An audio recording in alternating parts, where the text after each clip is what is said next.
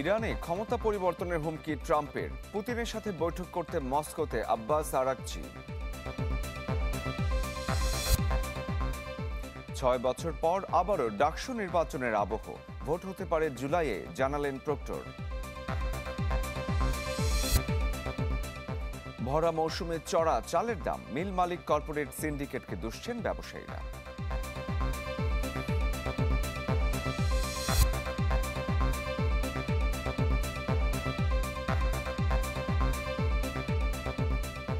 আপনাদের সবাইকে আমন্ত্রণ জানাচ্ছি চ্যানেল 24 সকাল 10টার খবরে। শুনছিলেন প্রেসিডেন্সি ইউনিভার্সিটির সংবাদ শিরোনাম। পুরো আয়োজন জুড়ে আমি শরীফুল হক সাথে আছি। দেশের 1 নম্বর গ্যাস স্টোভ যা বেশি তাপেও ফাটে না, আরএফএল গ্যাস স্টোভ, নিরাপদ ও ঝামেলাহীন। শুরুতেই ইরান ইসরায়েল প্রসঙ্গ। 11তম দিনে গড়ালো ইরান ইসরায়েল সংঘাত। পরমাণু স্থাপনায় যুক্তরাষ্ট্রের হামলার পর সোমবার সকাল থেকে আবারও তেল আবিবে হামলা শুরু হয়েছে। এদিকে ইরানের মসনদ নিয়ে ভোল পাল্টালেন ট্রাম্প। প্রতিরক্ষা মন্ত্রীর বক্তব্যকে মিথ্যা প্রমাণ করে ইরানে ক্ষমতা পরিবর্তন চেষ্টার ইঙ্গিত দিলেন মার্কিন প্রেসিডেন্ট। ইরানের পরমাণু স্থাপনায় যুক্তরাষ্ট্রের হামলার পর গোটা বিশ্বে মার্কিনীদের দেয়া হয়েছে সতর্ক থাকার নির্দেশ। ইসরায়েলও নেওয়া হয়েছে বাড়তি নিরাপত্তা ব্যবস্থা। থমথমে পরিস্থিতিতে আন্তর্জাতিক গণমাধ্যমগুলো বলছে, যুক্তরাষ্ট্রের হামলার প্রতিক্রিয়া কিভাবে দেখাবে তেহরান, সেদিকেই নজর এখন সবার। সোমবার ভোরে ব্যালিস্টিক ক্ষেপণাস্ত্র উড়ে আসে তেল আবিবে, খানিক বাদে আরও একটি এলিয়াতে। আইডিএফ জানায় 2টি ক্ষেপণাস্ত্রই ছোড়া হয় ইরান থেকে। পরে সংশোধনী বিবৃতি দেয় ইসরায়েলি ডিফেন্স ফোর্স, ইরান নয়, হামলা হয়েছে ইয়েমেন থেকে। তবে থেমে নেই জায়নবাদীরা। মধ্য ইরানের কয়েক স্থানে চলছে জোরালো হামলা, যাতে ইস্পাহানে বিধ্বস্ত হয় একটি অ্যাম্বুলেন্স। তেহরানে আইডিএফের 2টি হারমিস ড্রোন ভূপাতিত করেছে বিপ্লবী guard. Thank you, Madam President. উত্তপ্ত পরিস্থিতিতে জাতিসংঘের নিরাপত্তা পরিষদে বসে জরুরি বৈঠক, যেখানে মধ্যপ্রাচ্যে অবিলম্বে যুদ্ধবিরতি কার্যকরে প্রস্তাব দেয় রাশিয়া, চীন ও পাকিস্তান। তবে পুরো সভায় পাল্টাপাল্টি অভিযোগ যুক্তরাষ্ট্র ও ইরানের প্রতিনিধিদের, আর স্বভাবসুলভ মার্কিনীদের সাফাই গায়ে ইসরায়েল। আমরা দীর্ঘদিন আলোচনায় সমাধান খোঁজার চেষ্টা করছি। অবশেষে যুক্তরাষ্ট্র তার মিত্র ও নিজ নাগরিকদের সুরক্ষায় পদক্ষেপ নেয়া। ইরানের বিরুদ্ধে কোনো অভিযোগের প্রমাণ নেই। এই হামলা রাজনৈতিক উদ্দেশ্য প্রণোদিত। আমাদের প্রতিক্রিয়াও সমুচিত হবে। মার্কিন প্রতিরক্ষা মন্ত্রী জানিয়েছেন, ইরানের মসনদ নিয়ে মাথা ব্যথা নেই যুক্তরাষ্ট্রের। তবে একদিনের মাথায় ইউটার্ন নিলেন প্রেসিডেন্ট ট্রাম্প। নিজের প্রতিরক্ষা মন্ত্রীর বক্তব্যকে ভুল প্রমাণ করে সামাজিক যোগাযোগ মাধ্যমে লিখলেন, ইরানকে মহান করতে দেশটির শাসক বদলানোর সময় এসেছে। তবে এতে ক্ষুব্ধ খোদ মার্কিনীরাই। নিউ ইয়র্ক সহ বড় বড় বেশ কিছু শহরে চলছে ট্রাম্পের বিরুদ্ধে বিক্ষোভ। প্রত্যেকেরই দাবি, অন্যের দেশের অযাচিত সমস্যা কাঁধে নিয়ে মার্কিনীদের যুদ্ধের মুখে ফেলছেন প্রেসিডেন্ট ট্রাম্প। ইরানের শাসক কে হবে সেটা ইরানিরাই বুঝবে। আমাদের প্রেসিডেন্ট আমাদের সমস্যা রেখে তাদের সমস্যায় নাক গলাচ্ছেন। এদিকে রাশিয়ার প্রেসিডেন্ট ভ্লাদিমির পুতিনের সাথে বৈঠক করতে মস্কোতে পৌঁছেছেন ইরানের পররাষ্ট্রমন্ত্রী। তিনি জানান, মার্কিন হামলার পর আরও তাৎপর্যপূর্ণ হতে যাচ্ছে এই বৈঠক। আশ্বাস চৌধুরী, চ্যানেল 24। যুক্তরাষ্ট্রের নিন্দনীয় হামলায় ক্ষোভ জানিয়েছেন সাধারণ ইরানিরা। আতঙ্ক আর অনিশ্চয়তায় রাত পার করার পর প্রতিশোধের আগুনে জ্বলছেন কেউ কেউ। আর খোদ যুক্তরাষ্ট্রের মানুষও নিয়েছেন যুদ্ধবিরোধী অবস্থান। তারা বলছেন, বোমা মেরে কখনোই শান্তি আসতে পারে না। Massive precision strikes on the 3 key nuclear facilities in the Iranian regime. শান্তির দূত হওয়ার প্রতিশ্রুতি দিয়ে জানুয়ারিতে হোয়াইট হাউসের মসনদে বসেন ডোনাল্ড ট্রাম্প। তবে শান্তি প্রতিষ্ঠা তো দূরের কথা, সংঘাত উস্কে দিয়ে মধ্যপ্রাচ্যের শান্তি আর আপাত স্থিতিশীলতাকে খাদের কিনারায় দাঁড় করিয়েছেন মার্কিন এই প্রেসিডেন্ট। আতঙ্ক আর চরম অনিশ্চয়তার একটি রাত পার করছেন তেহরানবাসী। চরম ক্ষুব্ধ, একই সাথে হতাশাও ছিল তাদের কণ্ঠে। অবশ্য মার্কিন এই আগ্রাসনের সমুচিত জবাবের দাবি তাদের কণ্ঠে। মধ্যপ্রাচ্যে বড় স্বার্থ হাসিলের উদ্দেশ্য রয়েছে যুক্তরাষ্ট্রের। ইরানের মানুষ তা হতে দেবে না। এখনই সময় তাদের জবাব দেয়া।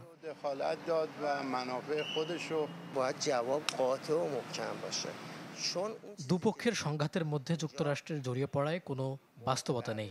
নিজেদের স্বার্থ প্রতিষ্ঠায় এই অঞ্চলটিকে ঝুঁকিতে ফেলায় মার্কিন আগ্রাসনের মূল উদ্দেশ্য। ইরানের পারমাণবিক স্থাপনায় যুক্তরাষ্ট্রের হামলার সমালোচনা করেছেন বহু মার্কিন নাগরিকও। মিশ্র প্রতিক্রিয়া জানিয়েছেন খোদ যুক্তরাষ্ট্রের বাসিন্দারাও।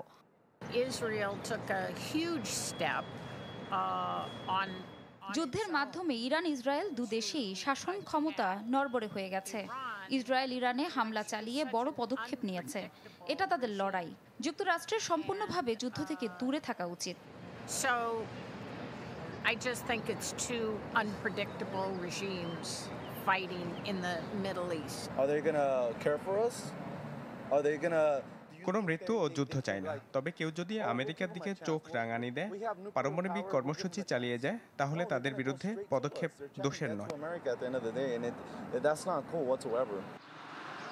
বৃহস্পতিবার কূটনীতির জন্য ইরানকে 2 সপ্তাহের সময়সীমা দিয়েছিলেন ডোনাল্ড ট্রাম্প। তবে তা আচমকা কমে এলো 2 দিনে। শনিবারে তেহরানের বিরুদ্ধে নেওয়া হয় সামরিক পদক্ষেপ। বলা হচ্ছে ইরানিদের বিরুদ্ধে এটা ছিল ট্রাম্পের মিথ্যা নিরাপত্তা প্রতিশ্রুতি। মিলা খন্দকার, চ্যানেল 24। এদিকে ইরানে থাকা বাংলাদেশিদের ফিরিয়ে আনতে কাজ শুরু হয়েছে। প্রথম দলটি আগামী সপ্তাহে ঢাকা এসে পৌঁছবে। ব্রিফিংয়ে পররাষ্ট্র মন্ত্রণালয়ের মুখপাত্র শাহ আসিফ রহমান এই কথা জানিয়েছেন। বাংলাদেশ ইসলামী প্রজাতন্ত্র ইরানের পারমাণবিক স্থাপনাগুলোতে সাম্প্রতিক হামলার ঘটনায় গভীর উদ্বেগ প্রকাশ করছে। সেখানে বসবাসরত বাংলাদেশে ফিরতে ইচ্ছুক সকল বাংলাদেশি নাগরিকদের দেশে প্রত্যাবর্তনের প্রয়োজনীয় প্রক্রিয়া বাংলাদেশ সরকার শুরু করেছে। পররাষ্ট্র মন্ত্রণালয় প্রত্যাশা করছে প্রত্যাবাসন প্রত্যাশীদের প্রথম দলটি আগামী সপ্তাহেই বাংলাদেশে পৌঁছাবে। দেশ জুড়ে তোলপা ওয়ালটন ফ্রিজ কিনে আপনিও হয়ে যেতে পারেন মিলেনিয়ার। ঢাকা বিশ্ববিদ্যালয়ের কেন্দ্রীয় ছাত্র সংসদ ডাকসু নির্বাচনে উঠে গেছে বয়সের বাধা ধরা নিয়ম। পড়াশোনায় কিছুটা বিরতি থাকলেও এমফিল পর্যন্ত যে কোনো পর্যায়ের নিয়মিত শিক্ষার্থী অংশ নিতে পারবেন নির্বাচনে। প্রক্টর জানান, ভোট হতে পারে জুলাইয়ে। জাহাঙ্গীর আলমের ছবিতে শামীমা সুলতানার রিপোর্ট। 6 বছর পর আবার নির্বাচনের আবহ ঢাকা বিশ্ববিদ্যালয়ে। অকার্যকর ছাত্র সংসদ চালু করতে এরই মধ্যে করা হয়েছে নির্বাচন পরিচালনা কমিটি। বেড়েছে কলেবর। আগে চিফ রিটার্নিং কর্মকর্তা সহ 6 জন দায়িত্বে থাকলেও এবার থাকছেন 10 জন। বিশ্ববিদ্যালয়ের সর্বোচ্চ নীতি নির্ধারণী সবশেষ বৈঠকে চূড়ান্ত করা হয়েছে ডাকসুর গঠনতন্ত্রের সংশোধনীও। উঠে গেছে 30 বছর পর্যন্ত থাকা বয়সের সীমারেখা। আইনে বলা আছে আপনি কতদিন ব্রেক দিতে পারেন। আপনি 4 ইয়ারের জন্য 2 বছর, 2 ইয়ারের জন্য 1 বছর। কাজে আমরা রেগুলারের ডেফিনেশনটা আমাদের আছে, সেটা যদি হয় সেক্ষেত্রে তার বয়স যাই হোক এটা আমরা আর আমলে নিব না। কারণ আমি যখন একজনকে রেগুলার স্টুডেন্ট বলছি, তাকে আবার বয়স দিয়ে কন্ডিশন করে দেয়া, এটা ছাত্রদের এই দাবিটা আমাদের কাছে অত্যন্ত যৌক্তিক মনে হয়েছে। বদলাবার সুযোগ রাখা হয়েছে ভোট কেন্দ্রের কলেবরও। নির্বাচনী কর্মকর্তা চাইলে কেন্দ্র হলের বাইরেও রাখতে পারবেন। প্রশ্ন এখন কবে হতে পারে ডাকসু নির্বাচন। আপনি যেদিন তফসিল ঘোষণা করবেন সেখান থেকে ভোটের দিন আসতে 35 থেকে 40 দিন সময় লাগে। তো সেই হিসেবেই আমি বলেছিলাম যদি 20 তারিখে তারা শুরু করেন তাহলে এই মাসের 10 দিন, আগামী মাসের 30 দিন, সেক্ষেত্রে জুলাইয়ের মধ্যে হতে পারে। আমি সেই কথাটাই বলেছিলাম। বাট ইট ডিপেন্ডস ওনারা কতদিন শুরু করতে পারবেন, কারণ এখানে অনেকগুলো প্রশাসনিক কাজ আছে। নির্বাচন যখনই হোক না কেন আইনশৃঙ্খলা পরিস্থিতি স্বাভাবিক ও লেভেল প্লেইং ফিল্ড বজায় রাখার প্রত্যয় প্রশাসনের। শামীমা সুলতানা, চ্যানেল 24, ঢাকা। খবরের পর্যায়ে একটা বিরতি নিচ্ছি, ফিরছি একটু পর, আমাদের সঙ্গেই থাকুন।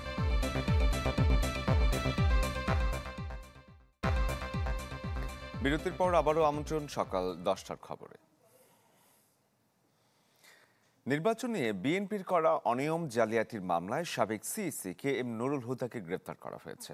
রাজধানীর উত্তরা থেকে গ্রেপ্তারের পর তাকে নেওয়া হয় ডিবি কার্যালয়ে। আজ তোলা হবে আদালতে। 2018 সালে জাতীয় নির্বাচনের রাতে ভোটের জন্য সমালোচিত কে এম নুরুল হুদা। আওয়ামী লীগ আমলের বিতর্কিত নির্বাচনের কারিগর যে কজন, তাদের মধ্যে তিনি একজন। ভোটের আগের রাতে ভোট দেয়া হয়েছে, এই বিষয়ে আপনাদের বক্তব্য? এটা সম্পূর্ণ অসত্য কথা। রাতের ভোট খ্যাত 2018 সালের 11 জাতীয় সংসদ নির্বাচন হয়েছিল তার নেতৃত্বে। 12তম প্রধান নির্বাচন commissioner K M Nurul Huda. 2017 থেকে 2022 এই মেয়াদের সব নির্বাচনে কলঙ্কের ছাপ পড়েছে সাবেক এই আমলার হাত ধরে। রোববার সন্ধ্যায় রাজধানীর উত্তরার 5 নম্বর সেক্টরের নিজ বাসায় নুরুল হুদাকে ঘেরাও করে স্থানীয় জনতা। পরে পুলিশ এসে ধরে নিয়ে যায় তাকে। পুলিশ জানায়, রাজধানীর শেরেবাংলা নগর থানায় বিএনপির করা মামলায় গ্রেফতার দেখানো হয়েছে সাবেক প্রধান নির্বাচন কমিশনারকে। নির্বাচনী ব্যয় নির্ধারণ না করে ঘুষ দিয়ে অবৈধভাবে অন্য কাউকে নির্বাচনে জয় করানোর বিষয়ে যে অভিযোগ, সেই অভিযোগের প্রেক্ষিতে তার বিরুদ্ধে একটি মামলা রুজু হয় শেরেবাংলা নগর থানায়। স্থানীয় জনগণ তাকে নেয় এবং পরবর্তীতে পুলিশ হেফাজতে দেয়। পুলিশ হেফাজতে দেওয়ার পর এখন বর্তমানে সে ডিবি হেফাজতে আছে। এর আগে 3টি জাতীয় সংসদ নির্বাচনে অনিয়মের অভিযোগে শেখ হাসিনা, সাবেক 3 প্রধান নির্বাচন কমিশনার সহ 19 জনের বিরুদ্ধে মামলা করে বিএনপি। আওয়ামী লীগ এবং আওয়ামী লীগের সন্ত্রাসীদের দ্বারা এই শেখ হাসিনার নির্দেশে এই ভোট তারা সম্পন্ন করে। 13 সাল, 14 সাল এবং 24 সালে সর্বশেষ আপনার কাজী আওয়াল সাহেব যেটা করেছিলেন সেটা ড্যামি ভোট। এরই মধ্যে অন্তর্বর্তী সরকারের পক্ষ থেকে আওয়ামী লীগ আমলে বিতর্কিত নির্বাচনে জড়িতদের ভূমিকা তদন্তে কমিটি গঠনের সিদ্ধান্ত নিয়েছে সরকার। এ বিষয়ে অনুসন্ধান করছে দুদকও। শফিকুল ইসলাম, চ্যানেল 24, ঢাকা। এদিকে এক বিবৃতিতে আইন নিজের হাতে তুলে না নিতে নাগরিকদের প্রতি আহ্বান জানিয়েছে অন্তর্বর্তী সরকার। বিবৃতিতে বলা হয়, রোববার সাবেক সিইসি নুরুল হুদাকে একটি মামলায় রাজধানীর উত্তরা থানা পুলিশ গ্রেপ্তার করে। এ সময় মব সৃষ্টি করে বিশৃঙ্খল পরিস্থিতি এবং অভিযুক্তকে শারীরিকভাবে লাঞ্ছিত করা হয়। অভিযুক্ত ব্যক্তির উপর আক্রমণ এবং তাকে শারীরিকভাবে লাঞ্ছিত করা বেআইনি, আইনের শাসনের পরিপন্থী এবং ফৌজদারি অপরাধ। মব সৃষ্টিকারী সবাইকে চিহ্নিত করে উপযুক্ত ব্যবস্থা গ্রহণ করা হবে বলেও বিবৃতিতে জানানো হয়। সেলফি আপু, এখন কিছু খাওয়াও। এখন ইভিনিং এর চরম ক্রেভিং, চাই কিছু exciting. Mister noodles hot cooking, taste হয় amazing. Mister noodles, amazing taste. Mister noodles, enjoy the best. Mister noodles, amazing taste. Mister noodles, mister noodles, mister noodles. বোরোর এখন ভরা মৌসুম, কৃষকের গোলায় উঠেছে সোনালী ফসল। এবার ফলনও হয়েছে রেকর্ড পরিমাণ। স্বাভাবিকভাবেই দাম কমার কথা চালের, কিন্তু বাস্তবতা হচ্ছে কমাতো দূরের কথা, বরং বস্তা প্রতি 100 থেকে 300 টাকা বেড়ে চলেছে প্রায় সব ধরনের চালের দাম। আর এমন কাণ্ডে অবাক চট্টগ্রামের পাইকারি ব্যবসায়ীরা। তারা দুষছেন মিল মালিক, কর্পোরেট ব্যবসায়ীদের সিন্ডিকেটকে। বছর শুরুতে কয়েক মাস কিছুটা নিয়ন্ত্রণে থাকলেও চট্টগ্রামে কোরবানি ঈদের পর থেকে আবার ঊর্ধ্বমুখী চালের বাজার। চালের অন্যতম পাইকারি বাজার পাহাড়তলীতে সপ্তাহ ব্যবধানে প্রায় সব ধরনের চালে বস্তা প্রতি 100 থেকে 300 টাকা বেড়েছে। কেজি প্রতি 6 টাকা বেড়ে জিরাশাইল বিক্রি হচ্ছে 74 টাকা, 5 টাকা বেড়ে সন্না সিদ্ধ 54 টাকা, মিনিকেট সিদ্ধ 58 টাকা, মিনিকেট আতপ 64 টাকা। বেড়েছে গরিবের মোটা চাউলের দামও। ধানের দাম, চালের দাম সবকিছু নিয়ন্ত্রণে ছিল। হঠাৎ করে কোরবানের পরপরই, ছুটিটার পরপরই প্রত্যেকটা চালের দাম বস্তা প্রতি 200-300 টাকা বেড়ে গেছে। বেরোয়ার সাথে যেটা মনে করেন 2200 টাকা চাউল ছিল, ওই চাউলটা এখন 2700-2800 টাকা আপনার বিক্রি করতেছে। তাহলে এটা একটা এফেক্ট না? এখন সারা বছর কি করবে এখনো যদি এতটা বাড়ি যায়? মিলাররা বলতেছে কৃষকের কাছে ধান, কৃষক ধান বিক্রি করতেছে না, ধানের দাম বাড়ায় ফেলাইছে। আসলে কৃষকের কাছে ধান নাই, ধান হচ্ছে মধ্যস্বত্বভোগীর কাছে ধান। দেশে ধানের সবচেয়ে বেশি ফলন হয় বোরো মৌসুমে। এবার বড় কোনো দুর্যোগ না হওয়ায় ধানের ফলনও রেকর্ড ছাড়িয়েছে। ফলে ভরা এই মৌসুমে দাম কমার কথা চালের, কিন্তু বাস্তবতা ভিন্ন। যদিও পরিবহন খরচ আর মিল মালিকদের কারসাজিকে দুষছেন পাইকাররা। একটা গাড়ি ভাড়ায় পার বস্তা করতেছে এখন প্রায় 135 টাকা। যে ভাড়াটা আপনার ধরেন 90 টাকা 100 টাকা আসতো, পাইকারি দোকান যখন 10 টাকা 20 টাকা লাভের উপর ছেড়ে দিই আমরা, কিন্তু আমাদেরকে মিল থেকে যেভাবে রেট দেয় ওইভাবে সেল করতে হয়। কর্পোরেট গ্রুপ বা বিভিন্ন আছে, তো ওই জন্য তারা বোধহয় ধান চাল প্রচুর পরিমাণে স্টক করে ফেলতেছে, যার জন্য মার্কেটে এই ক্রাইসিসটা দেখা দিচ্ছে। পাইকারি বাজারের রেশ পড়েছে খুচরা বাজারেও। নিত্য প্রয়োজনীয় এই ভোগ্যপণ্য কিনতে হিমশিম খাচ্ছে সাধারণ মানুষ। ব্যাপক ক্ষতি হয়ে যে ধান চাল নষ্ট হয়ে গেছে, চালের দাম বাড়ছে, ওইটার তো না, চাল তো অ্যাভেলেবেল। কাস্টমারেও প্রশ্ন করে এই এখন তো মৌসুম, নতুন চাল আসছে, তাহলে চালের দাম করে হয়তো বেশি।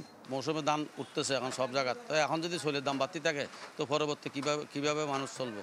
আমাদের তো মানে আয় তো বাড়ে নাই, কিন্তু আমাদের ব্যয় অনেক বেড়ে যেতেছে, দিন দিন যত যেতে তত ব্যয় বাড়তেছে। চট্টগ্রামে চালের দৈনিক চাহিদা প্রায় ১,৫০০ টন। চাহিদার ৮০% চাল আসে উত্তরবঙ্গের বিভিন্ন জেলা থেকে। রনি দত্ত, চ্যানেল 24, চট্টগ্রাম। সময় হলো আরো একটা বিরতি নেওয়ার, ফিরছে একটু পর আমাদের সঙ্গে।